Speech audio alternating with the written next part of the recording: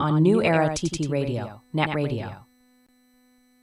Bringing you bold discussions, the hottest topics, and some tracks to keep you moving. The Drivetime Exchange on Net Radio, taking you above and beyond.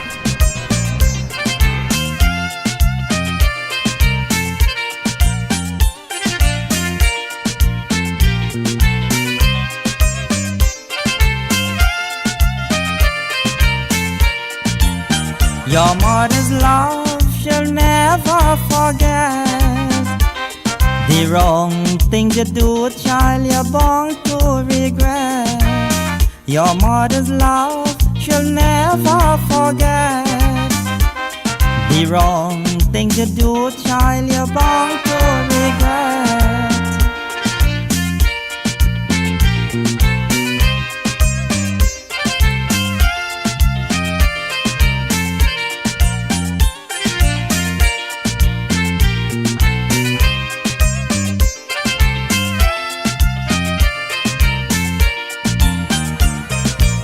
Many nights she lose her rest to nurse you from her breast. Many nights she woke up late and put you to rest.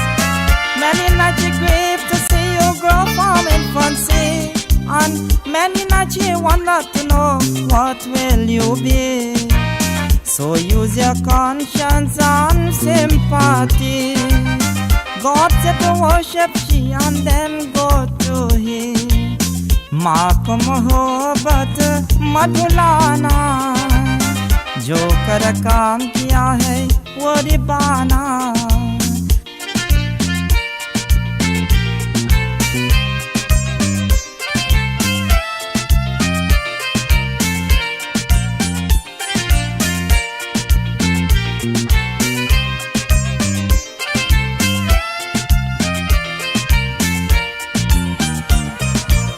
You may be the one they call him majesty. You may have money in a large quantity.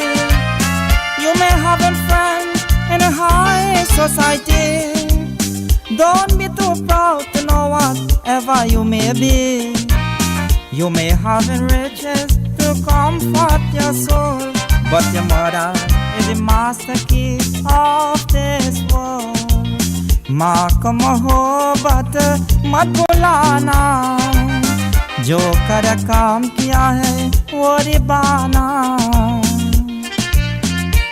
Well, everybody, welcome to it, and of course, good to have you here on New Era TT Radio, as we call it for sure, Net Radio, as we welcome you all inside of the Drivetime Exchange. Of course, this is where we have that conversation on a daily basis, well, Monday to Thursday, with none other than journalist extraordinaire, Mr. Tony Fraser.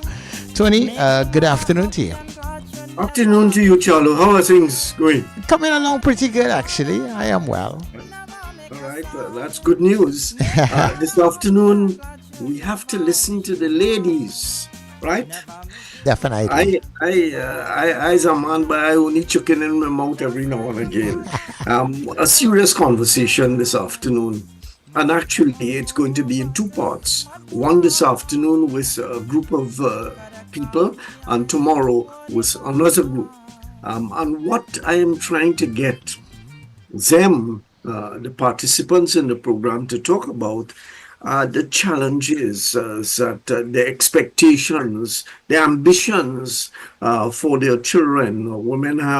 Mothers have all kinds of ambitions for their children, how they have, dealt with their children over the period, their glory days, their disappointments. I'm sure that there are disappointments at times.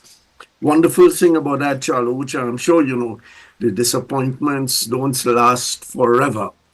They recover and they regain faith. They never lose faith in us men. No, they don't. Yeah, so that's the story this afternoon. And we have a wonderful group of people to tell us about their experiences. Priya Ganesh, who lives deep in the country. And what I like about this is that I've been able to get some people with different kinds of experiences. Priya, you're there. I saw your name up a moment ago. Just indicate, show your face. You're there? I am here. Hi. Wow, Good wow. afternoon, everybody. All right. Can you see me? No, I'm not seeing you. I can see you. You look quite beautiful, Mr. Fraser. Your hair looks fantastic. There you are, man. Aye, aye, aye. You're coming down the grass and thing, but aye, aye, aye. On the screen, you have Lorelei Madeira, who is from the Republic of Arima. That is what people from Arima, including her father, Jones Madeira, told me about her, about Arima. Lorelei, glad to have you with us this afternoon. Good to be here. And we also have Aisha Hunte. Aisha, are you there? Show your face, Aisha. I guess she'll show it. Hi, y'all hearing me? I'm hearing you loud and there you are. Wonderful. Hi. Good to have you. Well, I'm seeing everyone. Hi, happy to be here. And we also have Rachel George, who is going to join us at a later point. She's a teacher and she had some classes to finish teaching. So she's going to join us in a moment. So, ladies, thank you very much for accepting the invitation to come talk about what I just said. What are your challenges? What were your expectations of your children before they came into the world and after they came into the world? How you've been able to manage them? I have children. I have young people, and I can't talk about managing them. They're more like managing me at this stage of my life. So tell us. Give us a start. Let me go to Lorelei first, who I know is not afraid to chat. She inherited that from her father. So Lorelei, start us off. Okay. Motherhood for me, started at a very early age. I actually had my first daughter on my 19th birthday, which I think would have been the best birthday gift that someone could ever receive. She is now 31 years old. She's married, lives in the States. And she has turned, having her as as a child, she was never one to, you have the teenagers that give a lot of trouble and you have to talk 10 and 15 times. She was not one of those. She did very well in school. She attended Astra Girls College, went to Costat, and now she works in the States. She's done very well for herself. I also have a second daughter. She's 27. She gave me my first grandson, my only grandchild. She's also has done very well for herself. All my girls, actually. My last daughter is 22, and she's an interior designer, straight out of university. And they've all been very successful. I've never had, issues with them. The relationship that I have with my daughters is one of, I believe, I would call it friendship, sisterhood first, and then mother after, because I always welcome, and they also always welcome the open relationship that I would have with them, that they should be able to sit and talk to me about anything, and that's the relationship that we have had throughout, their growing up and their teen years, that they were able to come and sit and speak to me, about anything. How did you cultivate that? I have to say that it came from my father. While my mother played an integral role in my life, it was actually, I took pattern from my father. For him, I mean, everybody, he was my Superman. And, how can I say it? How can I explain? The role that he played in my life, the lessons taught, the way, the relationship that I had with him, I sought to inculcate that in my children's lives.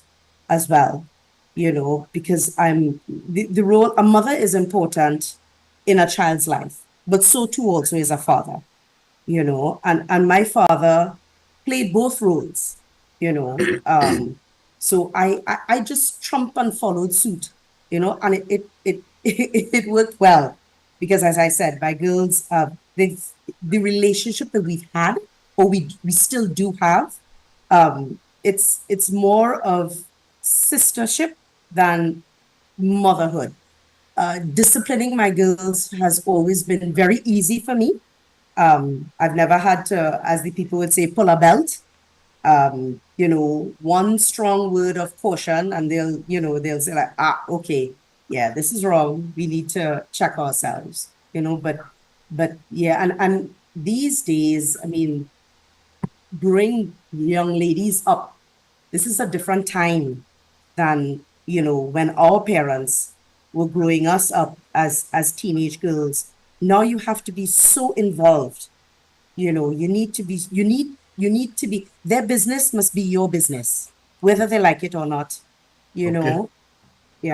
And that's an important point that I am sure I'm going to return to as the discussion goes on. The last point you made about effectively not dictating to them in any rough kind of way. The one thing I would advise against, Laurelie, is your phrase to trump and follow suit. I won't advise you Lord. to trump. Just joking. Gotcha. Priya Ganesh, how are you, dear lady? I am wonderful, Mr. Fraser. So happy to be here. This is my favorite topic ever in life. Oh, okay, right? wonderful. I must tell a little story about the first time I saw Priya. Many, many years ago, she was on a stage. There was a music band playing at somewhere down in Shagaramas, and my son was... Freedom Rain concert? Yeah. And she was busy up and down on the stage. I said, well, and she was chatting plenty. So when I thought about getting people today, I said, Priya is somebody that must be here. Welcome, Priya. What a beautiful memory. Yeah. That was Freedom Rain. I was the band manager of Renaissance. Everybody was young. Everybody's in their 20s and stuff. And all these young bands, we went up to Shagaramas, I don't know, Anchorage or somewhere. And the organizers had let something slip between the cracks. And there was no tea. There was no tea and coffee and juice and water. And we all pooled our money, my group. We pooled our money and we got little things, and when we got back there, we were like cutting us one slice of pizza in two, and one son sharing their cup of coffee with three people. So all these singers had something hot because it's open air and that. And I remember you wrote about me. Yes. And everybody said, "Oh my God, y'all, Tony Fraser wrote about Priya." And that was epic. Yes, that was the first time. So many years later, you've become a mommy, a mother. What do you does your son call you incidentally? Mommy, mother, mom, what? Priyasaurus, mommy girl, my darling mommy. Ma, when being overly sarcastic with him. Oh God, he's 9. He just turned 9 last month. And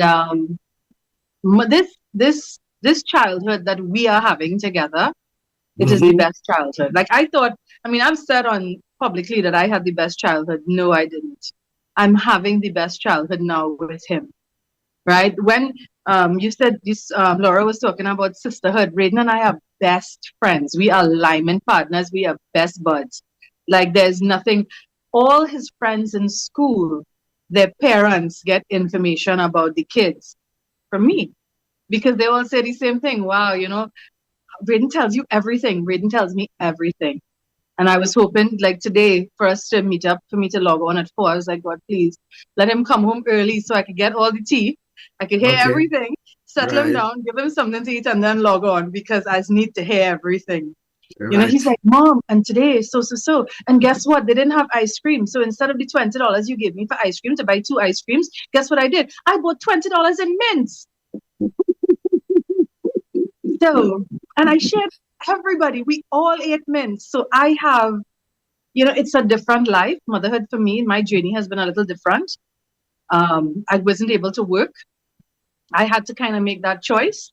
I don't have a lot of physical support. It's just me and him. So I decided to do, well, you know that I bake from home now. And that's a choice that I stand by. And this year, September, will be 10 years since I stopped my career. Right. So, Yeah, I think the first time I saw you was at a function outside of that event at Chagarama's. The next time I saw you was at a Cuban function. You worked with the Cuban embassy, didn't you? Wow, this is like a real love deposit that you remember the times that you met me. And this would have been 2009, 2010, 2011. To be a reporter, you have to have a good memory. So I'm blessed with a good memory. Well, I am flattered because yes, I remember all the times I met you, and when you met the Cuban ambassador when I was working at the embassy. Yeah. And then at the Venezuelan embassy. So Priya, how did you cultivate this relationship with your son? I don't know. I don't know. I ask him all the questions and he gives me all the answers. But one thing that I will say is that I have always treated him as a little person. Like he's always been a person to me. He's never been, the kids go through a phase sometimes where they say, no, no, no. Not mine, because I would say, do you want a green one? Do you want a pink one? Socks, shoes, even the Pampers when it was Cookie Monster or Elmo, right? I always gave him choices and we always had that rapport. What do you want? Do you want to go? Do you want this? Do you want that? Do you want red bottle? He has to drink a bottle of tea, right? But do you want the red bottle or the blue bottle? And just choices. And I tell people my kid had 2 tantrums in his whole life. One in a store and one, I picked him up at 4 and the last time they had fed him was 12 o'clock in the day. So he went ballistic on me. But those are 2 tantrums, So I tell people, I'm not doing it. God decided to bless me, to reward me because I've been a really good girl apparently and gave me the best kid ever. My kid I've never seen him angry and he's 9. Okay, wonderful. Aisha Hunte, welcome to the program, and what's your story about motherhood?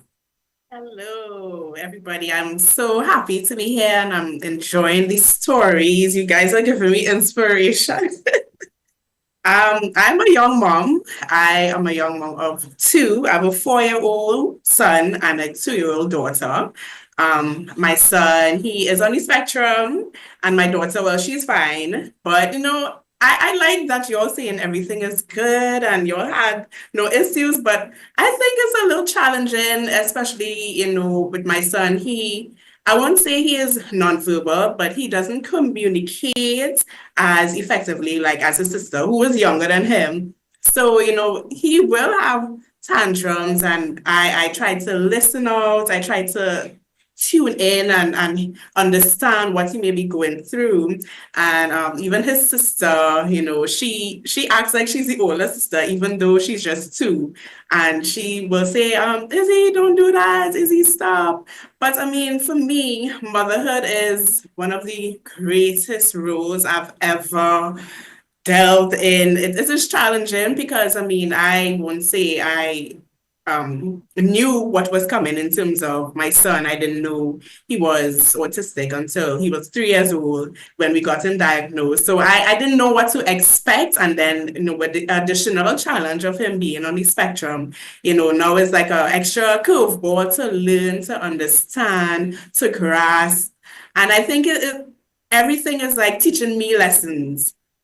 I like to look at it like that. Okay, so I may have to understand how a special needs person may react to the world. And now I have to stretch myself and understand my daughter. She's a girl. She like girly girl stuff. So it's a lot of stretching and self-learning and understanding people and, just showing love at the end of the day, despite differences and, as they go through their stages, I enjoy it. I thoroughly enjoy it, even though it has some moments where it's like, But I do enjoy it. I love being a movie. How do you feel, Aisha, about the challenges that must come to you as the parent of somebody with challenges? Do you feel that I don't know that you have to overcome this challenge with some special strengths and perhaps spirituality and all of that? Tell us. Oh, yes, definitely. I consider myself a spiritual person. I pray all the time. I feel as if everything is for a reason. And even in the challenges, there are some key positives to look out for, because I know children who are on the spectrum have strengths in certain areas. So I tend to tune in a little more to find out, okay, what is his interest? What does he like? Okay, how can I push him in that area? And I think it is something that does test my patience. As I say, it stretches me. I have to be empathetic a little more in a different way. I have to as I say, be patient. I have to do a lot of research because it's something I'm not familiar with in raising children, especially a special needs child, and my daughter. And it is a journey, but it's a journey that I wanted, and I am taking the cards as I get it and trying my best to find the resources and the seek help that I think may contribute to him and both of them to strive. So it is something, but yeah, I'm taking it as it comes. Yeah. Laurelie, what about the ambitions that you had still have undoubtedly for your children? Have they, well, first of all, I don't know, is it right to have ambitions in that kind of way? It may be that some parents go overboard. I want my child to be XYZ and push that XYZ to the limit, and notwithstanding whether the child wants ABC. How are your ambitions? So I'll start off with my parents' ambitions for myself. My father always wanted me to be a lawyer. I always wanted to be a flight attendant, which I started off doing. And then when I had my first daughter, I realized that I don't want to leave this kid alone. I don't want to have to be 40,000 feet in the air and my child is on the ground, So then I got into media, which he was extremely proud of, because I guess it must have been the second best thing for him. My first daughter, I really wanted her to become a doctor. Reason being is that she's epileptic. She was diagnosed with epilepsy at the age of 16. Actually, we almost lost her at the age of 17 because because of the medication, she got toxic epidermal necrosis and Stevens-Johnson syndrome. And she had a combination of both. And the combination of both is deadly. In Trinidad, I understand that we had probably 11 people who were diagnosed with the illness, and only 2 survived. One of the 2 being my daughter. And this was in 2011. Mm-hmm. Yeah. So I really pushed for her to become a doctor, and she wanted to become involved with the courts, which she eventually did. She was along the lines of the judiciary, and she's still doing that to this day. My second daughter, I wanted her to become a flight attendant. I pushed and pushed and pushed. But just like me, she ended up in media as well. So second best, fine, no worries. My third daughter, I tried the flight attendant thing again with her. And she started off, she was interested. And then, so she wanted to go to UE, and I said, oh, mommy, I'll do geography or geography in UE. I said, okay, great, you're on the right track. And then she comes out of UE and says, listen now, I got a little internship as an interior designer. What you think? I said, well, take the internship for now. Then 1 month after, she comes to me and she said, listen, the boss says I'm doing well, I think I'm going to stay here. I like interior designing. Now she's one of their lead interior designers. So, I mean, I've pushed them. I tell them what I like. I told them what I would like for them to do. But in the end, Tony, it's all up to them. You know, you can push as much as you want. It comes back to, you can have the child, but you cannot program the child's mind. If the child is hell-bent on, you know, okay, I want to get into media, that's what they're gonna do, you know, and you can push as much as you want. They'll do what they want to do. They'll do what makes them comfortable. And I believe in once you're working or doing something that you love, you never work a day in your life. And if that is what they enjoy doing, then I support them 100%. And I've been supporting them, you know, 100%. And they've been flourishing. Thank God. They've been doing very well. I'm super, super, super proud of my girls. So the lesson here is that you can have ambitions for your children, but ultimately you have to allow them to make their own determination. You have to allow them to grow. You need to allow them to grow, because sometimes you may think, like in my case, I believe probably I wanted to live curiously through my daughter's being a flight attendant because I love flying, you know, and you know it just wasn't for them, you know. It's just what it is.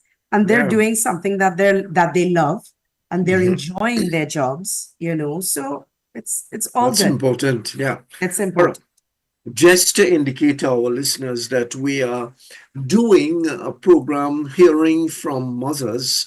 I think Sunday is Mother's Day, the day that we celebrate and so on. And I thought rather than go down the road of Happy Mother's Day on all of that, not knocking it and just saying that instead to hear from some mothers as to, you know, their aspirations, their lives with their children, etc., etc. And you just heard from Laurelie Madeira talking about her own 3 daughters. And we also have Priya Ganesh, and she has a son. As she said, he's 9 years old, so she can't be talking about what career he is doing.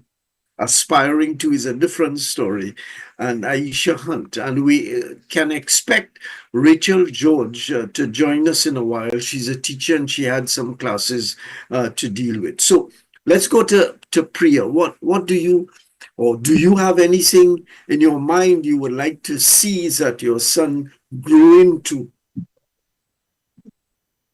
So no, because motherhood has been a journey for me, right? And Aisha, my son he has a preliminary diagnosis. So he has anxiety, and they say he's a high functioning autistic child with sensory issues. So they have to actually pinpoint what it is. So what that meant is basically for the first 3 years of his life, I had to carry him everywhere because everything, you know, I'm one of those parents. I understand what it is to have to take 45 minutes to find the right pair of socks because of sensory issues. Certain fabrics, you know, tags, but the fabrics, you know, towels, certain smells, and you get into a car, you know. So I do understand that. And the thing about the train, you see children on the spectrum, they like to make lines with stuff. So I'll come and like on my shoes, or there'll be a traffic jam of cars going through the house, and to teach different skills. I remember in the pandemic, gathering all my water containers when I was doing laundry, all my water containers, and letting him pour water, and him learning simple tasks like that, water and how red becomes pink, and when you add the water and different things. And I know this sounds crazy, but I used to hide toys in the fridge. You know, I used to hide dinosaurs in the fridge to get him to eat different things, because sensory things extended to food. But if his favorite dinosaur wanted to eat apples today or wanted to have carrots today, then maybe he would try it. You know, so dealing with a child, like going through all those motions, that early development, that was something else. So I told him, I said, you know, he wanted to drive a tractor. for all years until he started school. That's all he ever wanted. He wanted to be a tractor man. And then there was something else. Oh, then of course he wanted to be Spider-Man. That's a rite of passage. And he was really good at that. I'll say that. Jumping off the flexibility thing that comes with it. And then he's in scientist mode right now. So, and the thing about an only child that you all don't know, I guess, nobody here would know, is that you have to get into the mischief with them, right? If you leave an only child to do mischief by themselves, the house might burn down, so we had to do the fire together, the different colors. Green leaves burn different to brown leaves. Paper, regular white paper burns different. So I told them. People say, why? Like, people question my parenting. My child has had over 20 lighters already in his life, and in the grocery, we get funny looks. Do you want this one, babe? Mommy, can I have this lighter? He's 9, but all that is my journey. And one of the things that, his dad would say to him is that he'll be a doctor, right? Or he'll be a lawyer and he'd do something. He'd be like, no, I'm going to be a scientist and I'm going to create a pill so that when you take the pill, you live for 100 more years. And that's what he wants to give me, right? I told him I want a jetpack. That's what I want. I want that jetpack to be able to not have to deal with traffic, put on my jetpack and go everywhere I have to go. And he said, sure. So my role as mom, which is very, very different from how I grew up, right? My timing is they clear the track and you have to walk in it. Now I say, where you want to go? What do you want to do? He has a hyperfixation on dinosaurs. From the time he was 6, he could spell Pachycephalosaurus and all the sauruses and all the, I don't know. He can name 50 dinosaurs. He owns so many dinosaurs. And every time, people say he doesn't need that much, but he's learning. And every time he got a new dinosaur, he learned to spell a new word. He learned a story about it. We had to read a new book. There was something and something. I know all the Camp Cretaceous characters. I've looked at all the Jurassic Park, every single thing you can think about. And that is, I am consumed by his passion. And I hope, and I say this to him, I hope that we'll always have that. I hope that wherever you go in this life, I hope you always come to tell me a business. I hope whatever you like, you tell me. So his favorite color is red. It's my least favorite color in the world. Right? My least favorite color in the world is red. My favorite thing to eat is caramel. He can't stand it. But we get along. This journey, I see how different.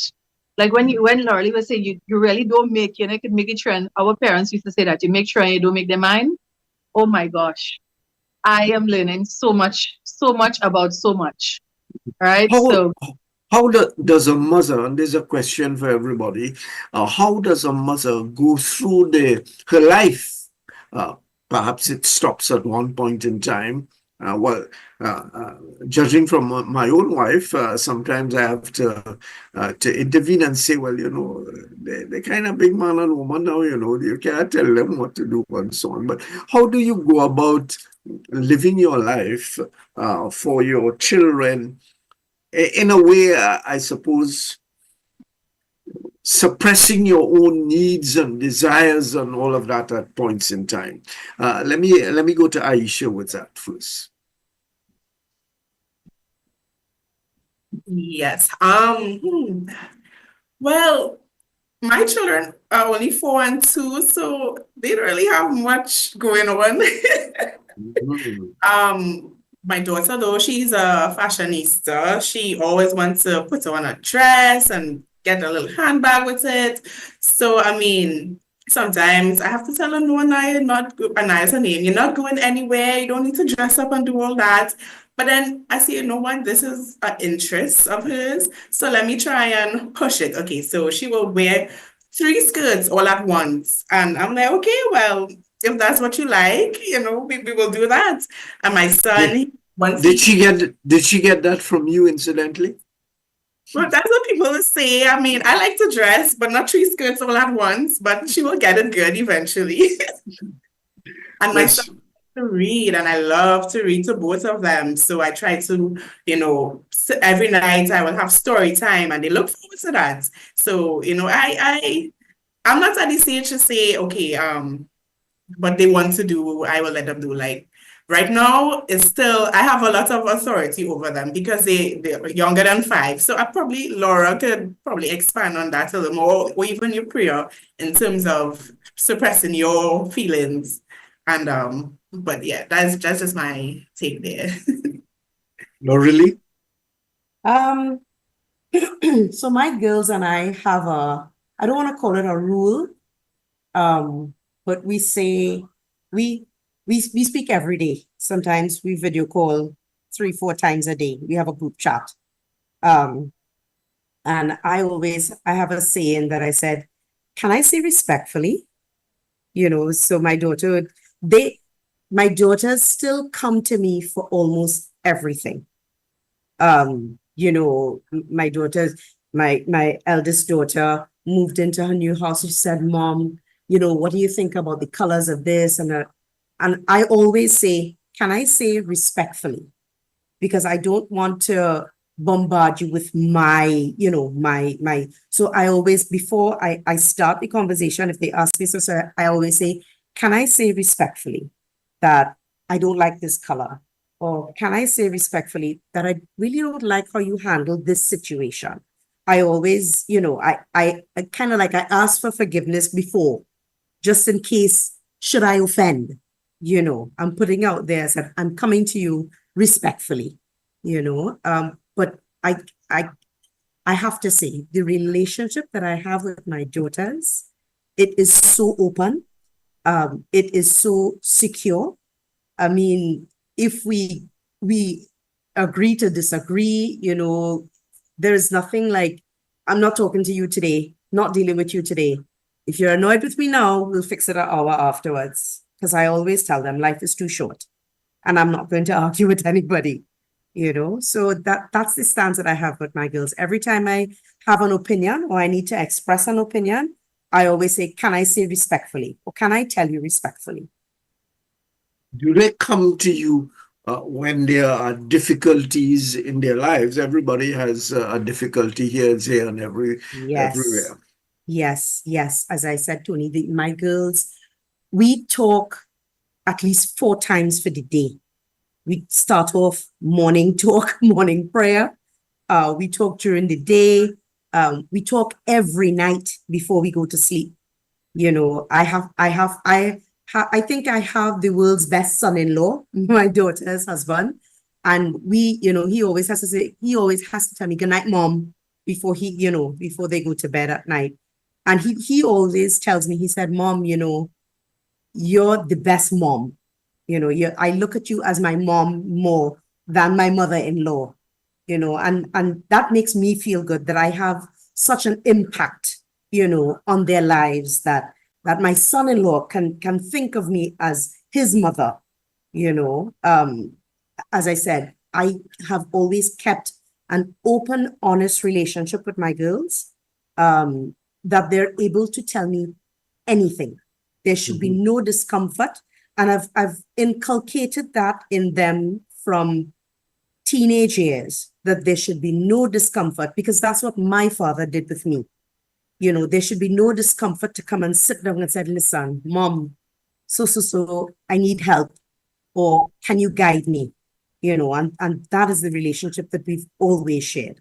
And I always encourage mothers, sit with your kids. You need to be involved in your kid. Their business is your business, whether they like it or not.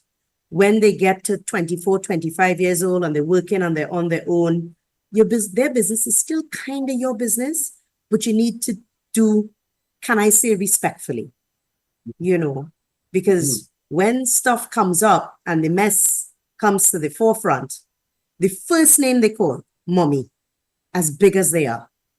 As old as I am, I always say, Mom, Ma, So I always encourage mothers to keep that closeness, that bond with their kids. What about, Lorelei, what about partners for your daughters? Sometimes that's a big issue with parents. I don't like that fellow we moving. I don't like this lady, how she moving. She ain't come from the right place, etc., etc. Did you intervene in that?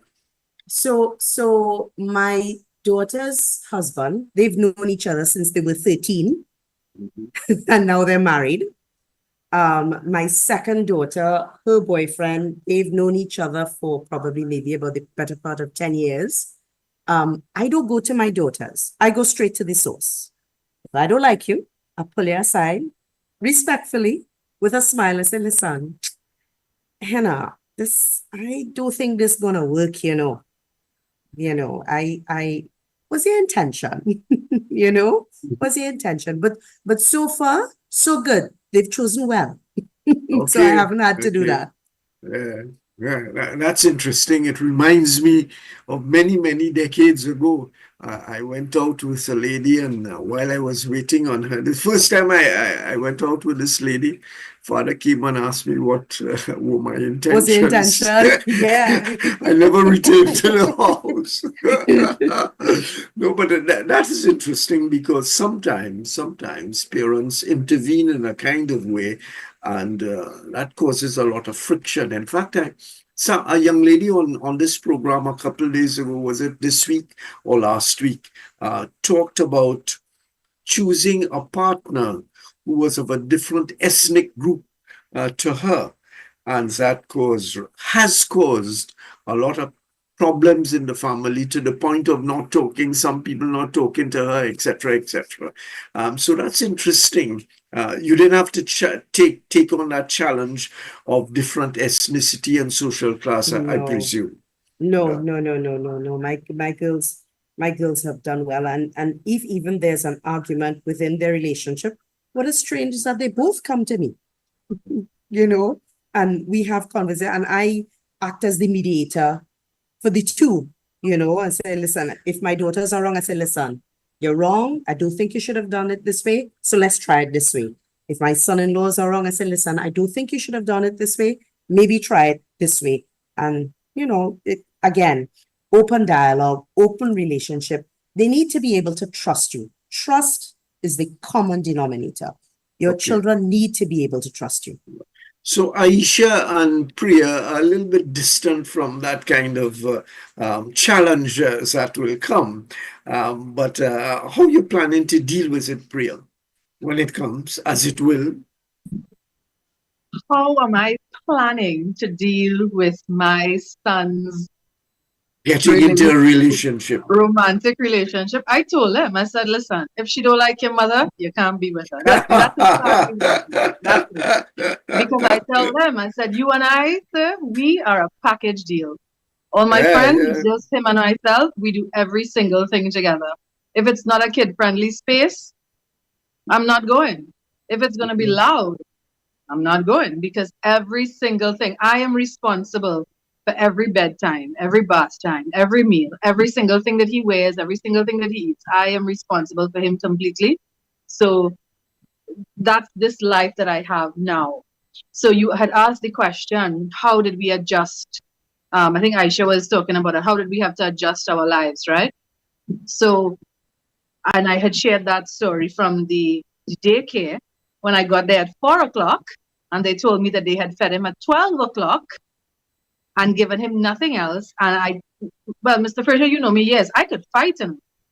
I will drag somebody. And I say that all the time, right? Be very careful with me. Is that one child I made? I tried many times. That was not in the cards for me. I have had multiple miscarriages. God has given me one child.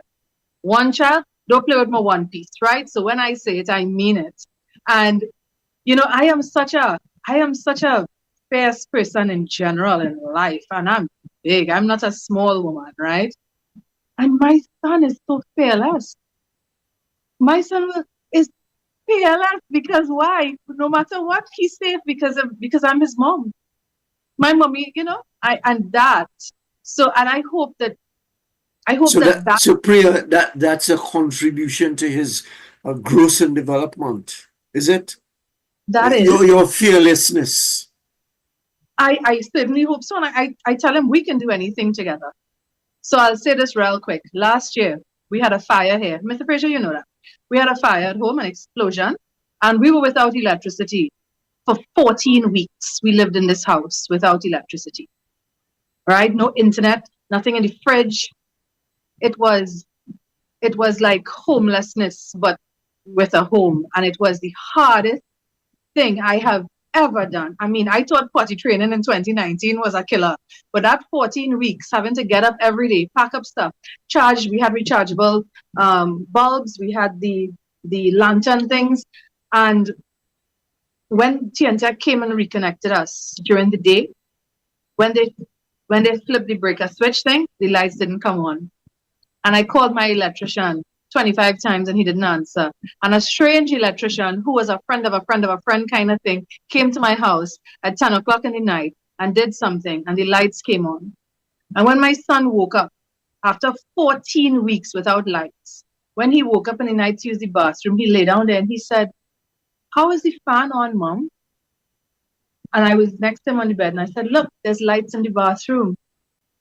And he looked at me and he said, "Oh my God, we did it. We did it." See, I get emotional thinking about that, right? My son, we made that into an adventure. He had his own torchlights. He was able to light candles. He had candles in his pockets, and we did it. We could do anything. We did that together, I don't like the dark. I'm afraid of the dark. I can't use the bathroom in the dark. I am afraid of the dark. I'm going to be 45 years old, right? And if it have no lights in the bathroom, I can't use it. That's just how it is. And my son made sure that I always had a charged bulb in that bathroom. And I can't sleep in the dark, right? And my 8-year-old, he was 8 years old. And this child is a champion. So I think I see some of me in him, but I see some of just my gift from God in him too. He's a real champion. That is at his core. He's a champion. He's lovely. Okay, so we are talking with a few moms about their experiences, about their own challenges, about their aspirations for their children, in terms of living their lives. And sometimes when children get a little bit bigger and they're not children anymore, they make a determination that, well, you shouldn't tell me how to live my life because I'm an adult now. And sometimes, as a father, I will say that if you do X, Y, Z, and it doesn't work out, don't blame me. I have had no problems with how you develop your own life because they are adults. One of them has 2 children and so on. So it's not a child parent kind of relationship. Aisha, you're looking forward to that kind of challenge. Sorry, just before you respond, we are waiting the arrival of Rachel George. She said she would be a little bit late. She's there, Mr. Fraser. She came in a little while now, actually. Yeah. Nobody told me. So, Rachel, welcome to the program. Good afternoon. Thank you. Okay, we are here. I'm seeing you. Say something because I had some bad audio from you a moment ago. Did you finish your activity? I did. Yeah. Charles, see if you could see if you could do something. We have an audio problem with you. I'm not hearing you very well, so they will attempt. Yeah. Well, it's nothing. It's nothing that I can do on this end here. I think it's the internet connection where she is at. It's on my side. It might be my connection. Yeah, I don't know if you could maybe you move need your to position. relocate somewhere because you're coming through very in a very difficult way, so that we can't hear you very well. Are you hearing us well? Okay, we're gonna have to, Charlo, see if we could speak to her off air and get her to relocate to some. Maybe the location is a difficult one. Yes, so we will come back to you. If you're hearing me, we'll come back to you when we attempt to fix the sound problem because we can't understand what you're saying very well. All right, I was going to who? Aisha. I was going to Aisha. You're a little bit distant from that time. But there's your son. Hi. Hi. What's his name?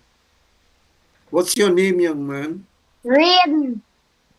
This Say is that Uncle again. Tim. Raiden. Raiden. Okay. And how are Raiden you? Harrigan. Oh, you remember him from the cricket? We met him outside cricket. Yeah. Okay. So this is my wonderful human. Um, Wonderful. So, Aisha, you Yes. heard the conversation a moment ago, and that's a little bit different from you now.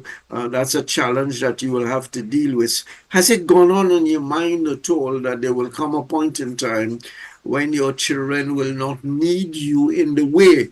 Children never stop needing their parents, but of course, the means and the ways change over a period of time. Have you reached that thought in your mind?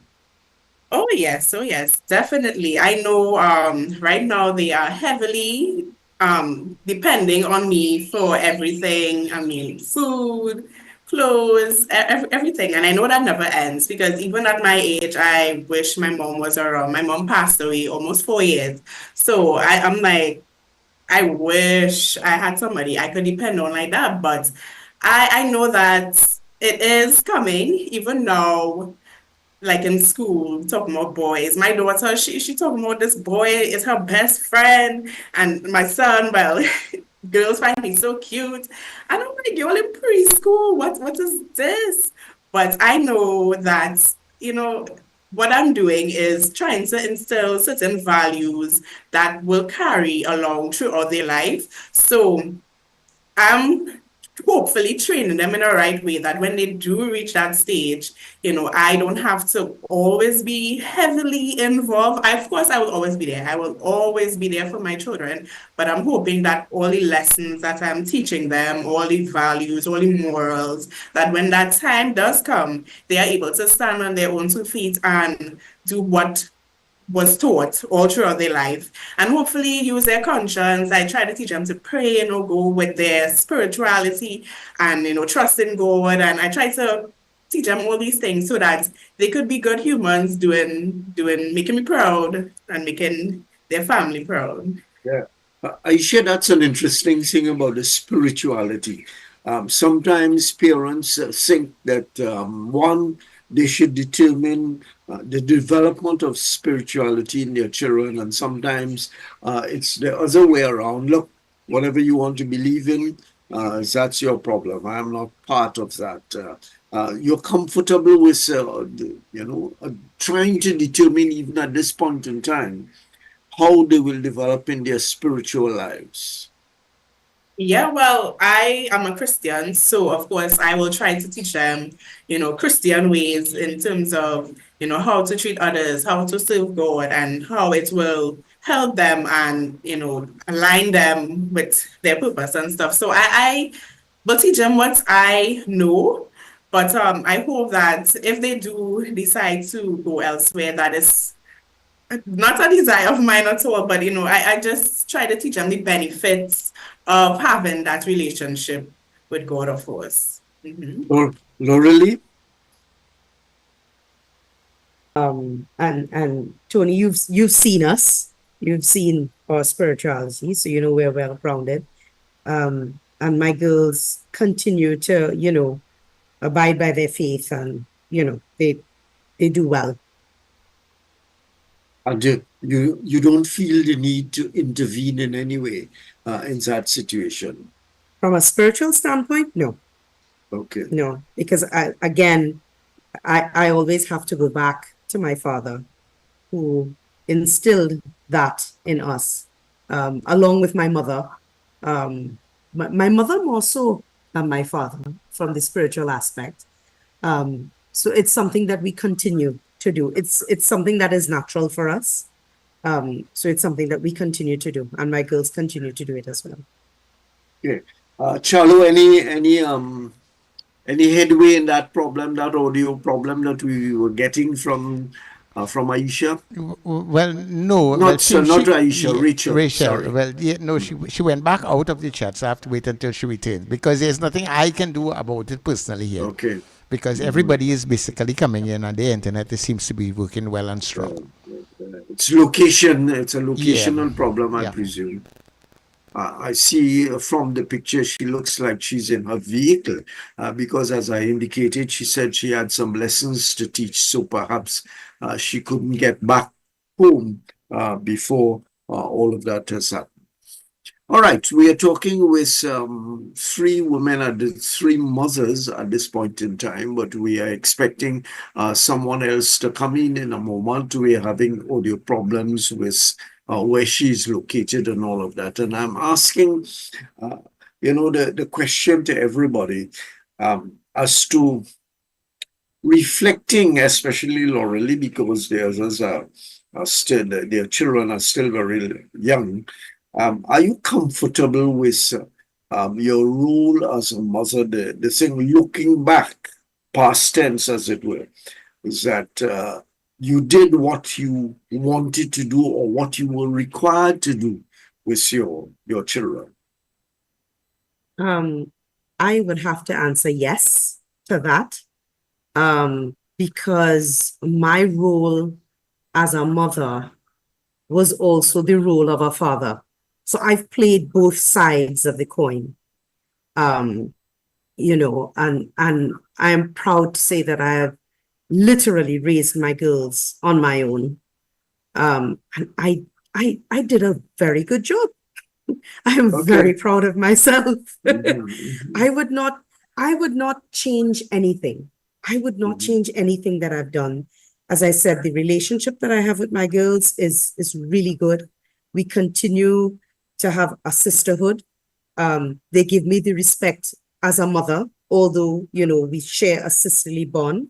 They're still able to sit, we're still able to sit and talk, about everything. We've been able to grieve together as a family, because when I lost my father, it was almost as if they lost their father as well. So it was very hard for us. But again, we're a people, we're strong in our faith, and as a family, we're very close knit, and it's because of that relationship that we have, that we're able to strengthen the bond, that mother-daughter bond, and that we're able to help each other, because we're still grieving, because it's 4 months fresh, and we're still grieving the loss of my dad.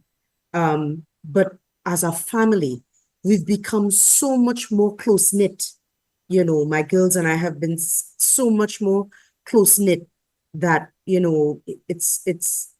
I believe it's an unbreakable bond, and it's something that I thank God for every single day, because there are some parents who don't have that type of relationship with their children, and I've seen in my lifetime some instances of children not taking care of their mother, not taking care of their parents, and I'm a daddy's girl, sorry to say, and that relationship, that motherly bond, that parental relationship is so important, and I really wish that, and I hope you have something for Father's Day as well, because, I believe, I always say, a child must have a mother, but the part of a father in that child's life is also so critical and so important, because as mothers, we believe they were these super moms, we could do everything,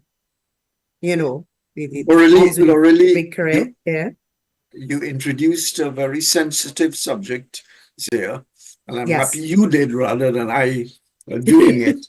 Yes. There must be some real difficulties with a mother, having to raise her child or children, without the father being around. Sometimes you all think that we ain't important and we just there on the fringes and so on. But clearly you didn't think so.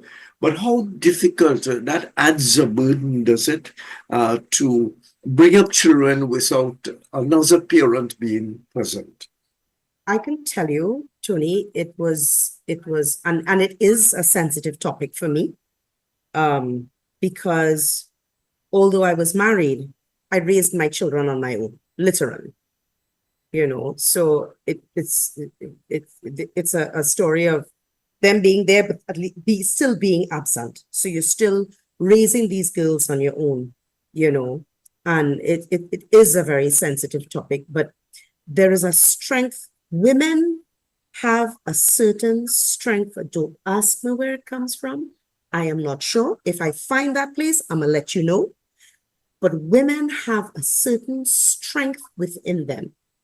We can carry, I believe that we can carry the world. You can throw anything at us. I believe that we can, I have met some strong women in my lifetime, my mother being one of them as well, that, any curveball that is thrown at them, the children are always protected. You become the forefront of anything that is being thrown at you. It is a motherly instinct that the children must always be protected.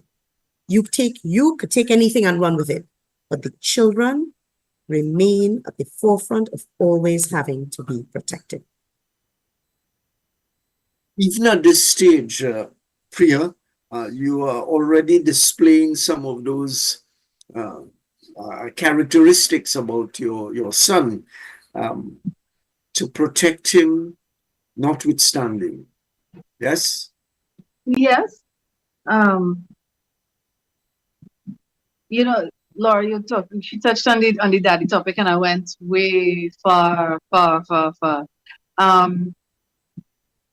So my first sense of self, my first bit of a self-awareness that I remember as a child was becoming a big sister. Not a little sister. I have an older sister and I have two brothers after me. So my first sense of self was I was 3 when my brother was born, and then 5 when the other one was born. So my first sense of self was that protective, nurturing. So I've always, up until recently, I've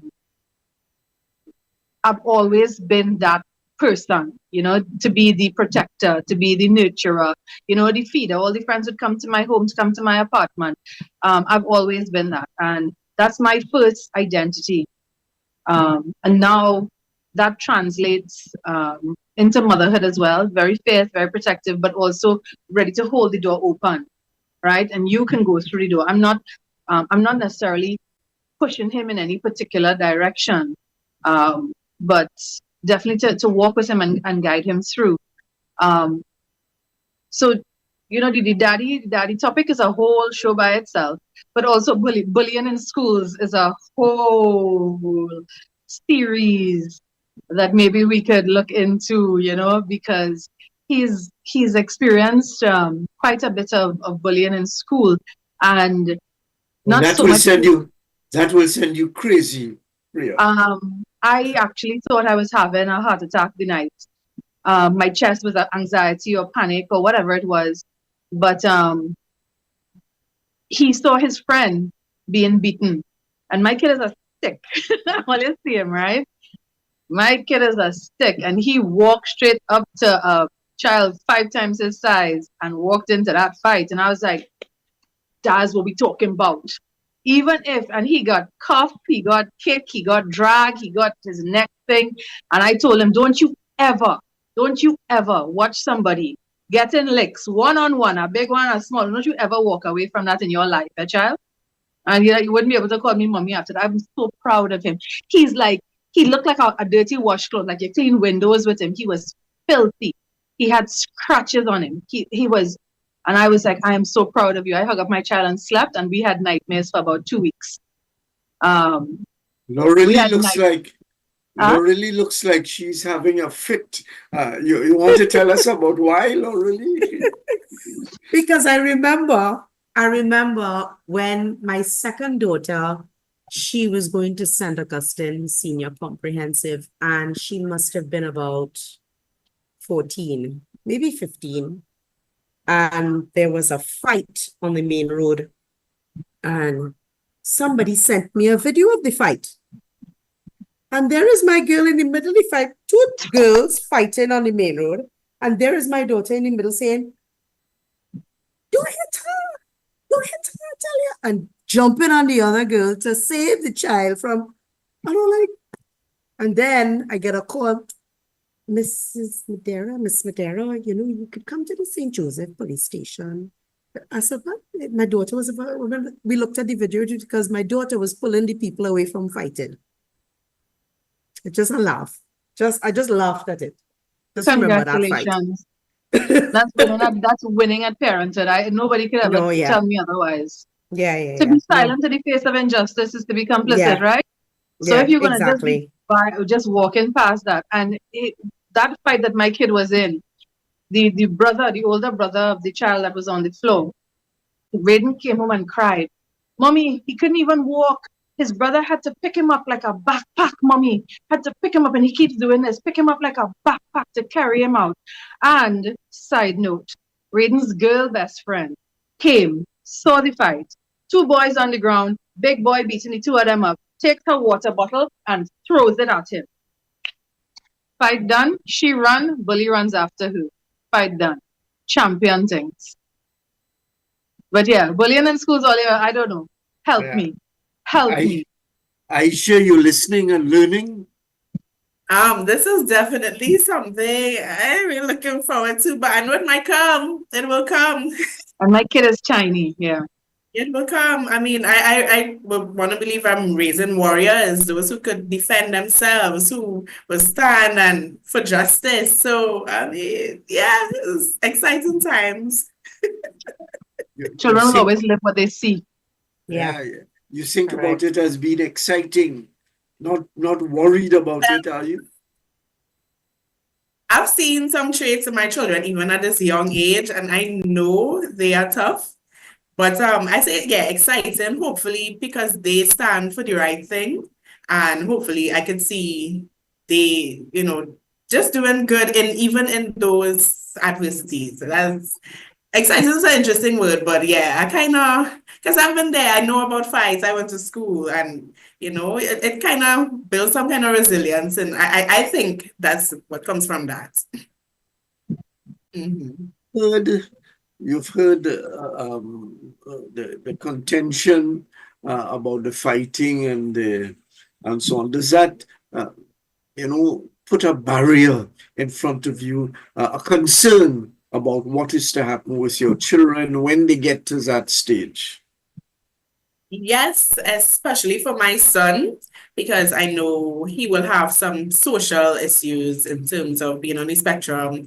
And so I am a little skeptical for him, and I am kind of wary of, certain schools and the environment. I'm actually considering like private school, and I know stuff happened there as well, but environment that he could strive in and people will understand him is hard to find in Trinidad. I know that, but I will always be there for him. I will have that open forum where he could come and he could share things with me and he could let me know what is happening, and I will try my best to guide him through, because I don't think there's any getting away from it totally, but I try to point out positives in it somewhat.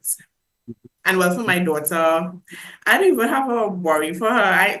That girl's a boss. She good.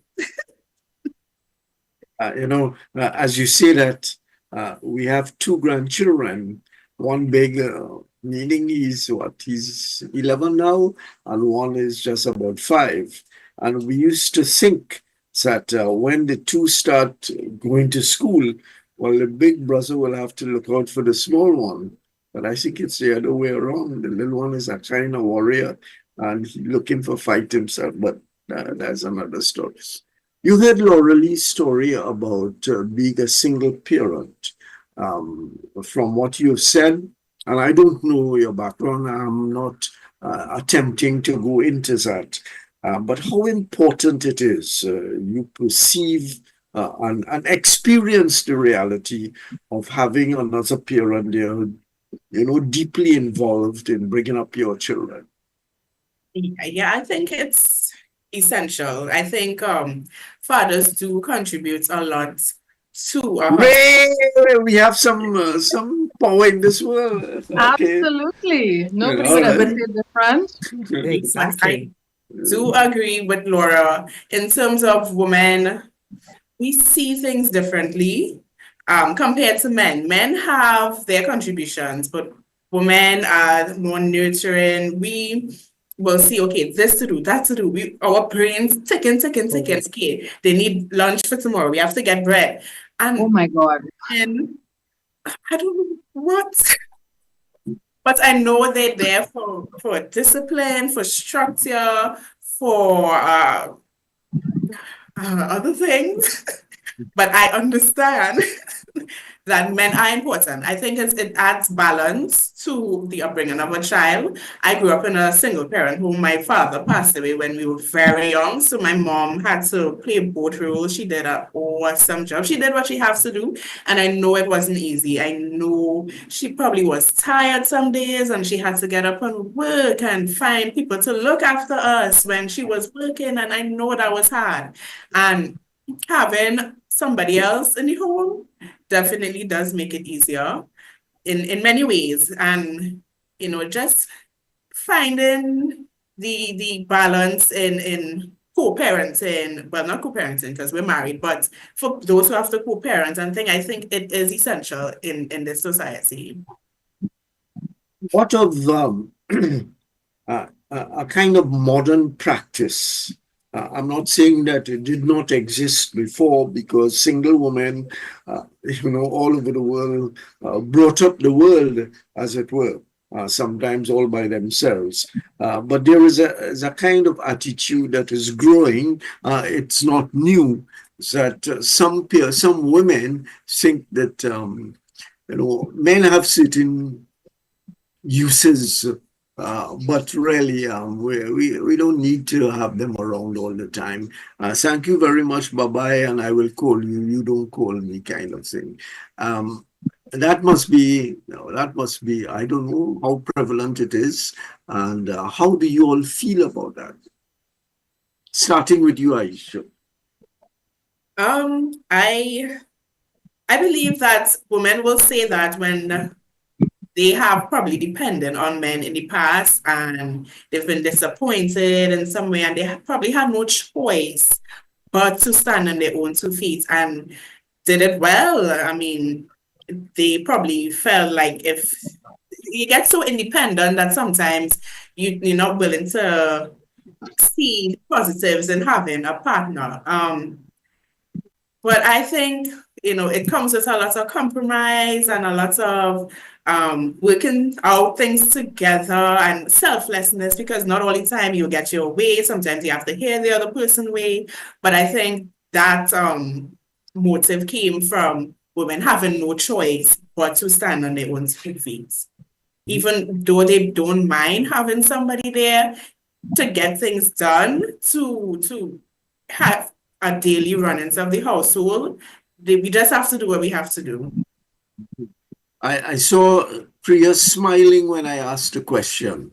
So Priya, come in. On the role of the daddy? Yeah. Yeah. So Are they necessary? Are they necessary in this world? Raiden's daddy is probably, like, he's not the best daddy, but he is the best daddy. Like, he's the best daddy. Like, he is the best daddy. And we don't get along all the time. We are not together. We are not a couple. I love him desperately. I love him so much because he has given me this kid, right? Without him, whatever went wrong. Sorry, Priya. Without trying to mind your business, how is that possible? You love the man to death, and but yeah, really had to be a wrong kind of thing. Him because you see, for me, I see so much. Raiden is this wonderful creature all on his own, and there are moments when I see myself in him. He'd be like, warm horse, like he have this kind of little attitude he might come with now and then. But then he has this very silent, capable. His father is not a loud man. He's a very capable man, very resourceful. If something breaks, he'll fix it. You know, there was a high wind the Tuesday before Carnival, and it blew off my back door, right? And I'm like, oh God, what to do? The man came and fixed the door. You know, he fixed the door. So he had So some function to perform. let me tell you, if the world was ending or we had to be stranded somewhere, me, Raiden, and his daddy, we would live.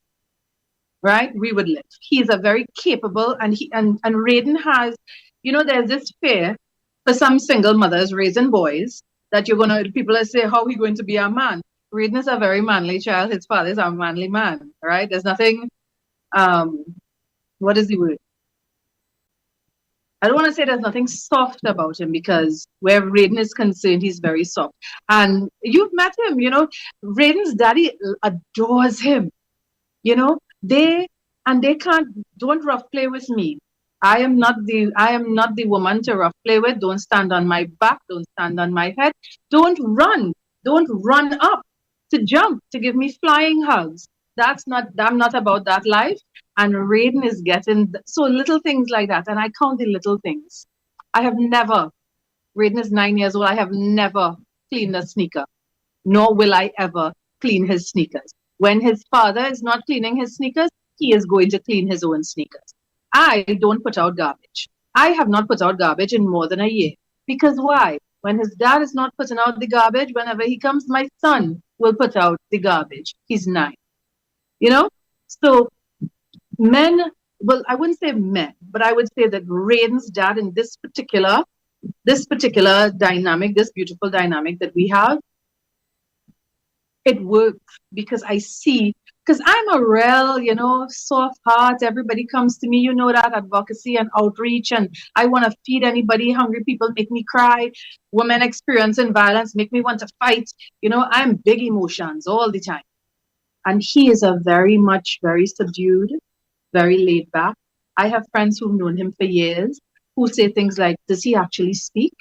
Does he shout? Yes, he does, but not very often anymore, right?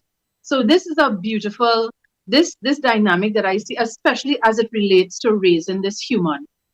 Yeah? This child, like, okay, so I'll share this, and he's not around, so I'm going to share this story real fast with you, all right? Raiden wants to grow his hair, right? He's wanted to grow his hair since he was 6. He just turned 9. Every 4 or 5 weeks, his father says, yeah, when he goes for the haircut, I'll let them leave it a little longer. I'll let them, yeah.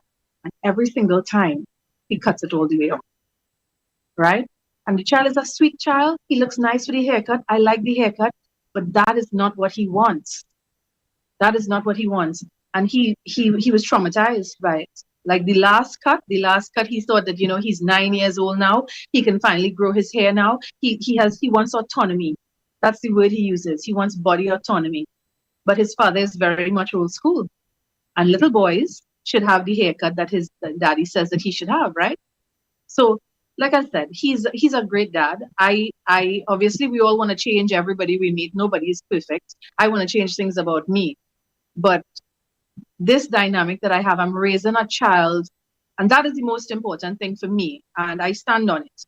I am raising a child with somebody who really loves him, you know, really wants the best for him, really loves him, you know. And I say that, like, if I would say I would take a bullet for my child, he would eat bullets for that child, like, so. And that's enough for me.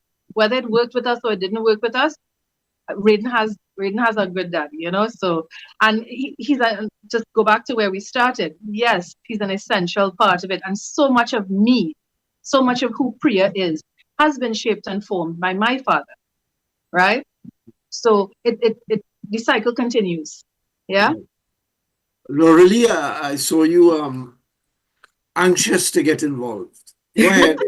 just nodding and agreeing.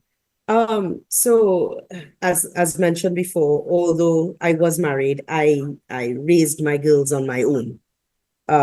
My girls' father was more, my father was more their father than anything else. So we shared a daddy, right? And men are so important, and sometimes they play the part, but sometimes they do not play the part. And I believe why sometimes they do not play the part is because in their lifetime, they have been disappointed by their own father or their parents. So it hasn't been inculcated in them. So then if they don't receive, then they have nothing to give. I don't know if I'm making myself clear. Yes, you are. You know, you are. Yeah, if there is childhood trauma from the man, then he has nothing. Plus, then what he would do is pass that childhood trauma or that teenage trauma onto his children, because he has not received the love, the understanding, the nurturing that he should have received as a child, or to make him into the man that he and some men may think that I'm wrong, but I'm entitled to my opinion. And men need to know that they are needed. And then there are some women who make men feel that they are not needed. So if you treat the father of your child as nothing, and he already has the trauma of feeling like nothing growing up as a teen, coming into manhood, then he's not going to be able to offer anything, because you're continuing the cycle of making him feel like nothing. So I think as women, we need to try to help the fathers of the children heal from their trauma. Some of them choose to heal, some of them choose not to heal. But it is something that we as women need to look at, when we choose our mates, when we choose who is going. Sometimes we don't choose who's going to be the father of our children. Sometimes it just happens. But if you do have a choice, if you do have the opportunity to have a choice, you need to background check. And you need to know, if this man has had trauma, what is he going to offer to our children? What can he give to my child? Is he going to give him love? Or is he just going to continue the cycle of trauma that he's experienced through his lifetime? Okay. Yeah. And for me, my father, and I'll tell anybody this, Superman, best man in the world, best father in the world. I wish he was still here. I miss him every day. Okay. Jones P. Yeah. Just to indicate to our listeners and those people who are looking at us, viewing, we're getting some experiences of mothers and how they have, how the aspirations they have had for their children, how those children have lived out those expectations, how they have gone on their own, and all kinds of experiences with children. We were supposed to have another mother here, Rachel George, but she had some difficulties with the audio. Rachel, if you're listening to us, don't be too worried. We have another program tomorrow, and I will include you in that program. And hopefully, you will be in a position where the audio will be a lot better. So you haven't lost the opportunity. Don't worry about it too much. I will get in touch with you after the program, and we'll talk about your participation for tomorrow. Okay, so we are kind of winding down the discussion now, and I want to hear from each one of you as to whether or not, I want to introduce, it just struck me just now that I wanted to introduce another element of this whole motherhood and femaleship, if we could call it that. We have a female prime minister, and I don't want to get you involved in the party politics, PNM and UNCN. I'm surely not going down that distance. Fortunately, we have the opposition leader who is female now. So talking about female leadership, we are covering both the two major political parties. So nobody can charge you for being biased in that arena. Can I make a very biased statement? Sure. Somebody shared it on Facebook today. All three, president, prime minister, and opposition leader, South girls, you're welcome. You're welcome. You're welcome. Carry on. I feeling sorry for men like myself already, but that's another story. We get pushing in the background. But seriously, do you think that mothership is going to be good for the country? And I'm talking both as prime minister and as opposition leader, because I don't want to introduce the party politics and partisanship into the discussion. Just plain old simple, as you all have been saying, that women have gone through so much and their capabilities have been tested and tried and they have had to expand themselves. Is that a good thing for the country? Is that, as Priya said, we have 3 females at the head of the country as the president, and the prime minister, and the leader of the opposition? Go ahead. Who wants to start? Whoever wants to start. I just want to say that I'm so hopeful right now. Like, I did not realize how not so much hopeless as helpless I had been feeling for the last. I do quite a bit of outreach, so a lot of stories. I encounter a lot of stories, and I just have been feeling so helpless for the better part of the last year, I would say. And now, like, I don't know what I was expecting. I had absolutely no expectation. I wasn't involved in anything lead up to the, because Raiden can't take noise, right? So I can't leave my house during election period. And for me, I just feel so hopeful. And why is it? Is it a reason for the individuals that involve that they will develop the programs and policies and give guidance? The new faces is one of the things that I felt hopeful about. The new faces involved, and not to make a political thing, but I really like Penny Beckles, and I want to see, like, she came down for Borrow Day. I'm in Point Fortin, right? And she came down, and she's one of the first famous trainees I ever met many, many years ago. And she's always been so, like, a true patriot. And I consider myself a patriot. I love this country. I love Trinidad. I think that whoever can do anything to make it a better place, that we should. And I believe that she's one of those people. And we have all these new people, all these young new people, and so far, and I am very, very hopeful. I think that new eyes and new intentions and new hearts could make a difference. What about the womanhood part of it? That's a particular interest of the discussion this afternoon. Well, I guess what I'm saying without saying it is that the hopefulness for me comes from the fact that I do believe, like, there's a certain amount of heart, that there's more heart in this government, right? And that's a statement that I feel how to qualify that by saying, I think that sometimes in my experience, I think men are too driven by how it should be and brain.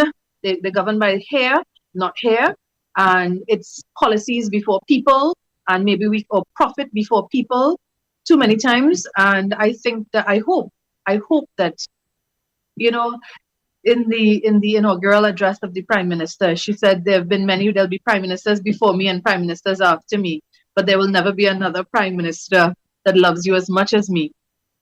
I cried, because that's what we want. We want love. This country needs love. That's where we come in from, love. And to say that in an inaugural speech of a prime minister, that gave me hope. I'm very, very hopeful. And I think that the way that people love them, the way that people love the head of the UNC and the head of the PNM, the way that they are loved, I think that is going to trickle down. Aisha, Priya's call talking about womanhood in all of this, and love, and sometimes you have to forget of what is up there and get down here and so on. Do you feel that this new generation, as it were, can make a difference, not because of their politics? Well, their politics will be influenced by their status as a woman or a man, But do you feel that this bodes well for the country, that women can express themselves at the leadership level of the society and do good for the society because of that? Yes, but I wouldn't say I'm someone who's particularly into politics, but I do agree that women have strengths and that we do operate on a more emotional level compared to men who more logical. And sometimes that could be for our good and not for our good. But I want to believe that she does have people in her party who could support her and she could, come Who's to it? Sorry, who's the she you're talking about now? Prime Minister Kamala Okay. Prasad, yes. That she could, make the right decisions at the end of the day, despite even her being a woman. But I am so far she's been in power before. I've seen what she's done, and I hope that she could learn from her past experience, and that could definitely contribute to a better Trinidad and Tobago. I'm for it. Let's see how it goes. Aisha, I must tell you that my eyes opened wide when you use that phrase, despite being a woman. Is that a handicap? There are some people who don't believe that women could be in leadership roles, but I am for that. I know that we have education, we have the same, not strength, but same mental capabilities of a man. Yes, we are more emotional, but that shouldn't, keep us back in any way. Okay. Not really. Okay. I have a little different spin to it. Being a woman in a man's world, for me, politics is a man's world. I work in an industry that is considered a man's world, and I'm a senior person in a man's world. So it's a little bit more challenging to be. I'm looking at their roles in what in archaic days would be the man's role. I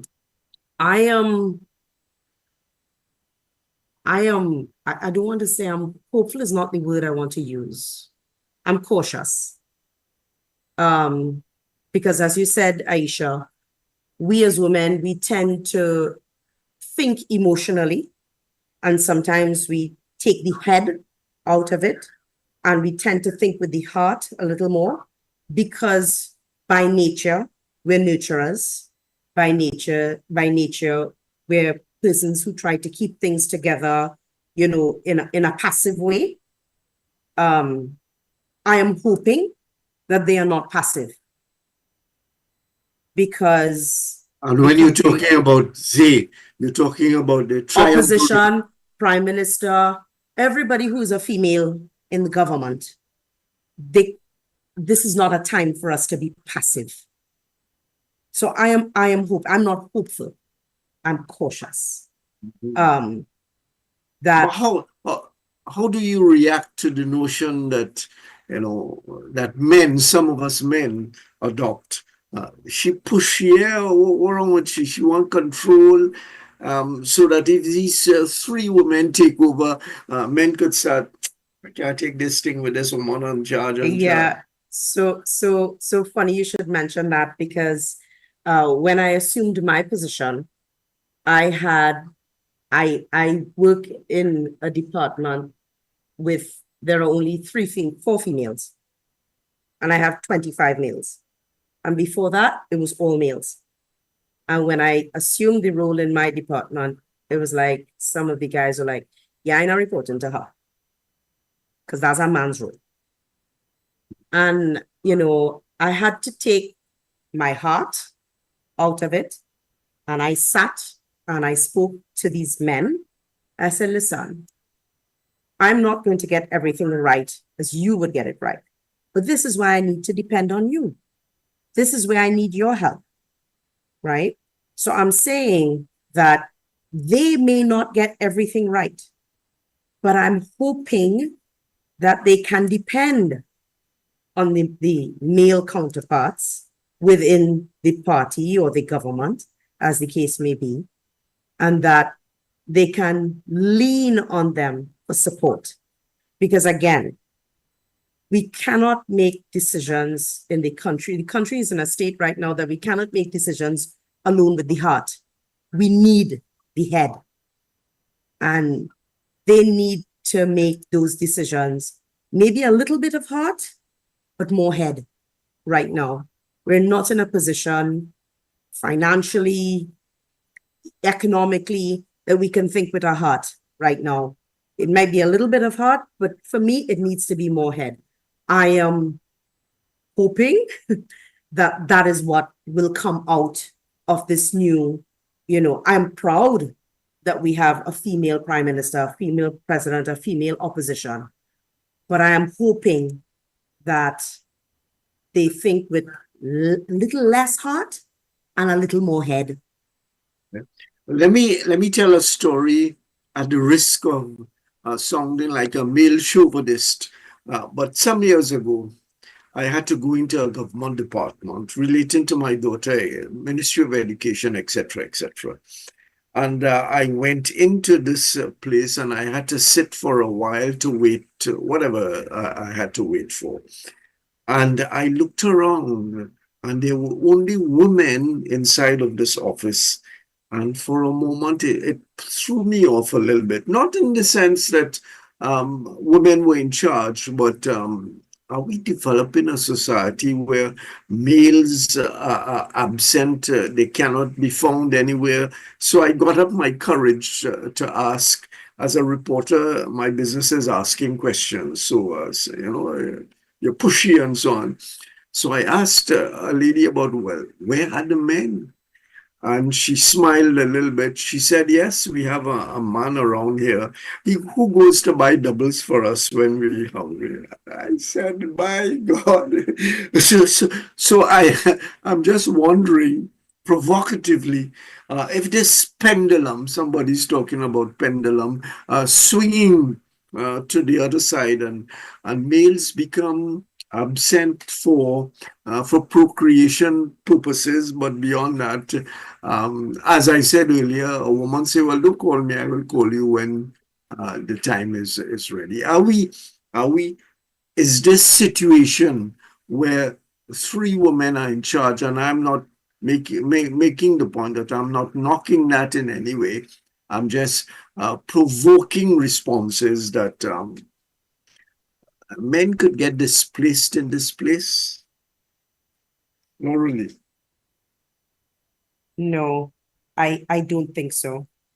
And that's why I say I'm hoping that our female leaders can lean on because Prime Minister Bissessa she has experience as being a prime minister before.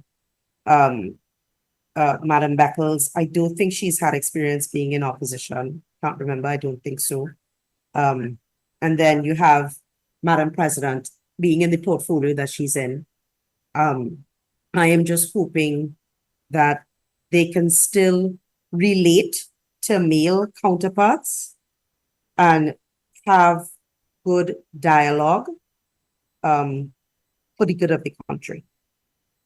Are you sure? Yes, I absolutely agree. I think men, do have their role, they do have their strengths, and I believe that it is essential that both male and female come together and do what they have to do. And for women empowerment and all that, but I think men are essential. Yeah. Okay.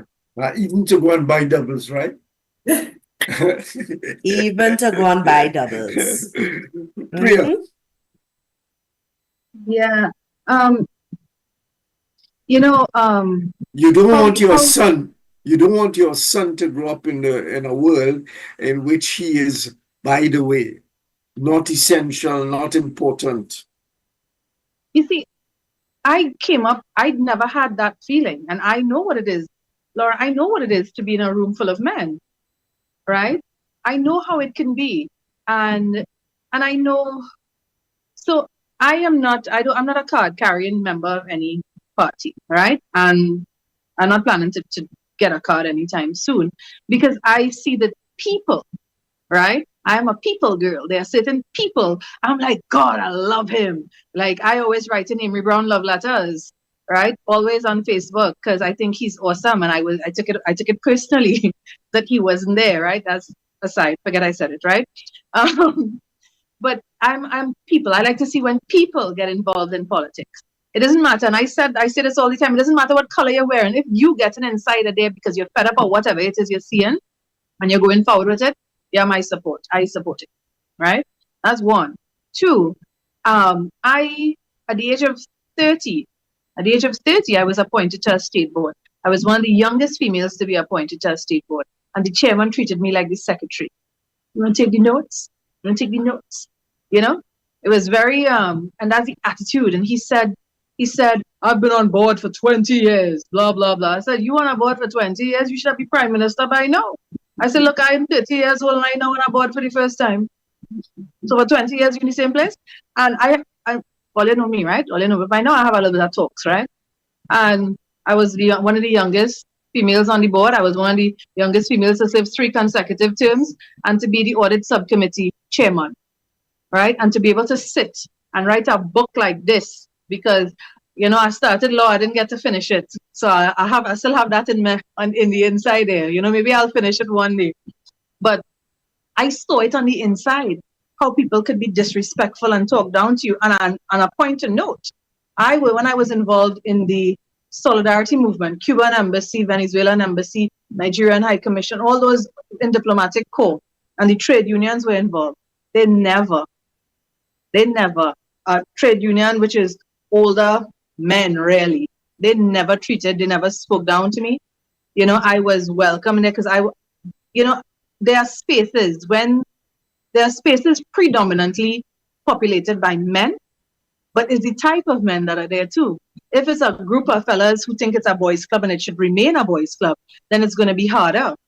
But if it's a group of intellectual men who believe in progress, then it's not going to be, is it a skirt or a pants? It's going to be, well, who can do it, right? And that's where I stand firm on that.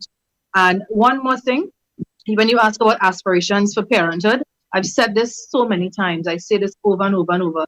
There's so many, Laura was touching on it, there's so many people, adults, walking around with deep childhood trauma, right? We see in it, there's a war in this country. Men are killing women, and we see it, and the women are losing, right? And what I'm trying to do, I'm giving it my best shot. God knows my heart. I'm trying to raise a child and give him a childhood that he does not need to recover from, hoping that he will grow into a man that no woman or anybody else would have to recover from, right? I say that all the time. That's my mission, right? And I just want to say, I know we're going to wrap up just now. I just want to say, I love hearing stories on motherhood. I love it. I'm all for the sisterhood. I'm all for the different, just sharing information and widening the tribe and networking as mothers and learning different skills of how to do it and how to support each other through different ways. Not just as mothers, as sisters, how do we do that to make this place a little safer, a little better for all of us, So final question, which I am sure will be provocative. Are women in Trinidad able to deal with the issue of race better than us men have dealt with it? Some people might think that, women, Indian women, Creole, African men have made this thing, Creole, African, Indian men have made this thing more than it really should be. And I'm saying and asking the question on the basis that, all over the world, race is an issue of humankind. So the question is, are women in Trinidad better able to deal with the issue of race than us men have dealt with it? Aisha.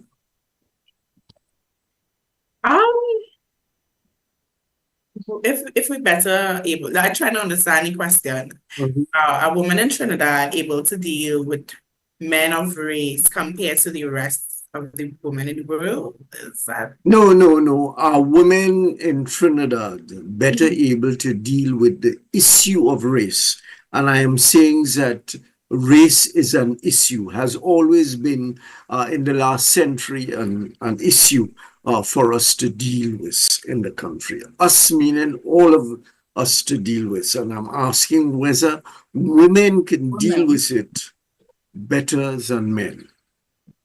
Whether women deal with issues of race better than men? Correct. right? I haven't seen men in that arena. Like from what I've seen, being a Creole woman, I think, for example, it depends on the upbringing of the person.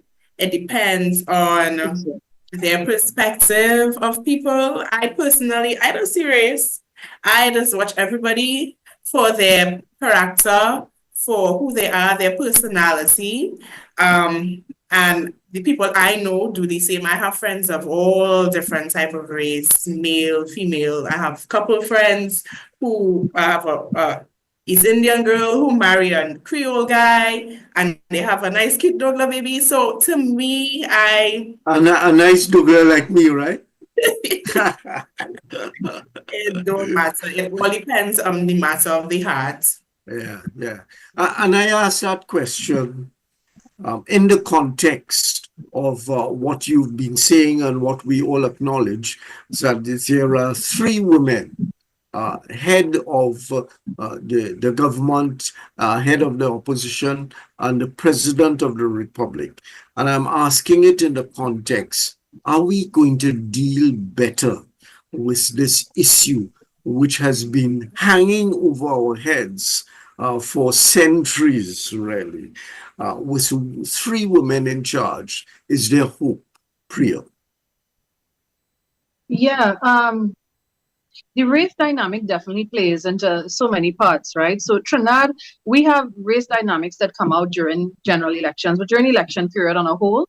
But what we have in general is class. We have classism, right? Because all poor people will stick together, educated people stick together, old money, new money. We have the classes, right?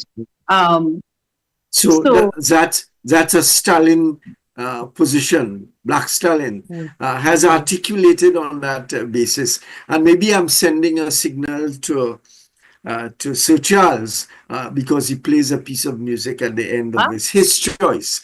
Maybe you're trying to infringe on his choice a little bit. But go ahead, Priya.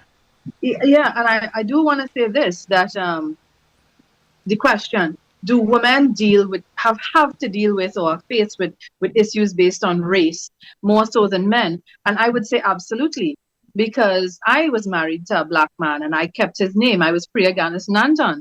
I'm still legally Priya Ganis Nanton.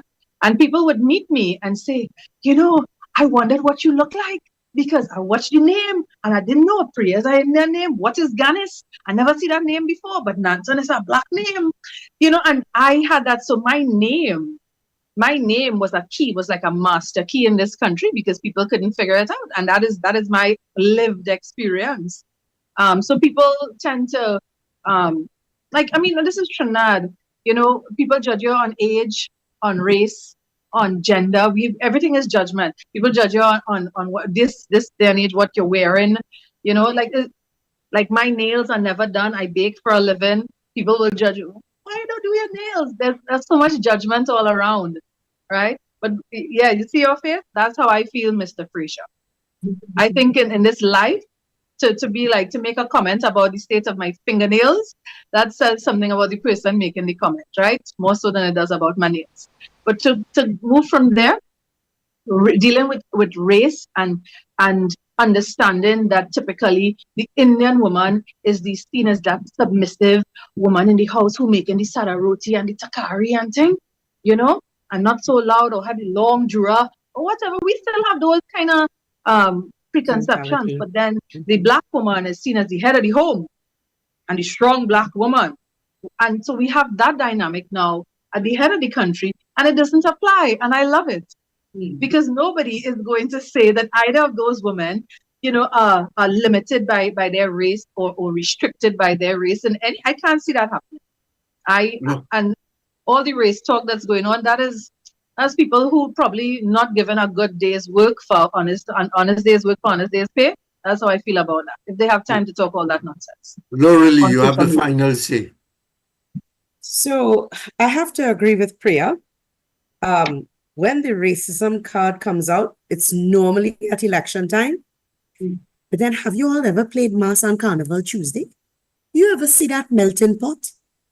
It is something to wonder. Yep. I have met... Lorelei, let me provoke that statement. Valentino, another Calypsonian. I'm trying to remember the line. He said something like, on Carnival Day, we come together. Far more poetic than I'm remembering to say it now. But when the carnival, this is his line, when the carnival come and pass, we going back to we race and class. Yeah. I mean, I have had persons from abroad, as far as the Netherlands come, to Trinidad for meetings, and I've had meetings with these people. And you take the foreigners out when they come to visit the office. And I had one who came from Miami, and he told me, he said, on another meeting, he said, listen now, y'all ever went to Trinidad? And the other people on the calls from Panama, it's like, no. He said, listen, when you go to Trinidad and you go to work with Laura, she could turn you into a Trini in 2 days. 2 days, just give her 2 days. And this is a white man. This is a white man. And their comments are always things like, we are so in awe of the diversity to see a black man walking with a white woman or a Syrian woman in the streets, an Indian marrying a black man or a black woman, as the case may be. Race is, like Aisha said, how you were brought up. If you do not see or hear race in the home growing up, then you don't know race. So anybody, for me, and I guess when you say if females, bear the brunt or the burden, or if they can, see race, I think it doesn't matter. I think it all boils down to how one is raised in their home. And, if you're raised with that race card in the home, then that's what is inculcated in you. So that's what you're going to know.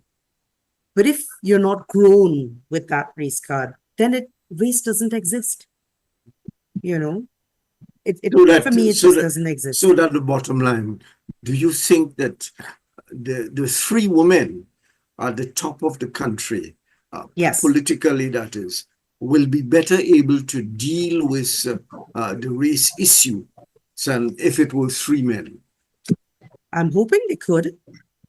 Okay. The only way to go from here is up. That's how I feel. From where we were to where we could be, the answer for me is yes, I am hopeful that I am. There will be I share that with Priya as well. I share that, but I'm still pending on. They need to rule more with the head than the heart this time. There needs to be love. Yes, I understand that. We do it with the heart, but the head maybe needs some to right be brain, more not only left brain. Then. Yeah, a little more right brain than left. Okay, I'll support that. Yes, I'll support that. Priya Ganesh, Lorelei Madeira, and Aisha Hunt, thank you very much for chatting and revealing something of yourselves, meaning as females and mothers to the national community this afternoon. Thanks again. And Chalo. Thanks, Mr. Fraser. thank you so much. Lovely to meet you all, ladies. Laura, Lovely Aisha. to meet you all, ladies. Maybe we should get together after this. Yes, absolutely. Yes, I'm in Point Fortin. I'm 1 minute from the beach. That's nice. Once you invite Chalo and I. Definitely. All they don't do is without us, okay? Right. Take care. Thank you. Chalo, Thank you go for ahead. having us. Thank you very much, ladies, for being on the program. Thank you very much, Tony, for another fantastic and interesting program.